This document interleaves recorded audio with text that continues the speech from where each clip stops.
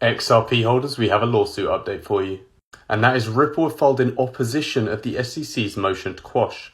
Now I've read all the way through and simplified everything, so let's break it down. Ripple start by stating the SEC failed to actually show legitimate basis to bar the deposition. So let's jump into the first point. Ripple are starting off arguing that Hinman doesn't classify as a high-ranking official.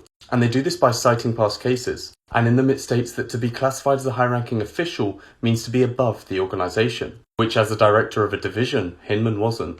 In fact, he was just one of the many supervisory roles within the SEC.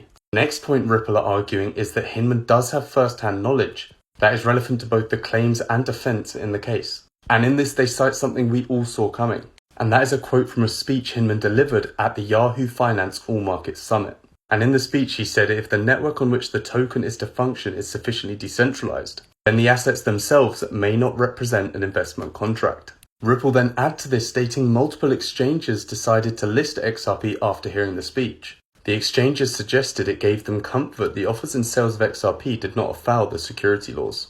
And the final point that Ripple state is that the SEC had no valid privilege objection to Hinman's deposition. And this is in relation to a point the SEC made in the original motion, where they speculated that defendants' questions will touch on issues at least partially protected by the deliberative process privilege. And Ripple make clear this is not a valid basis to bar the deposition. Instead, they give the SEC actually a pretty good option.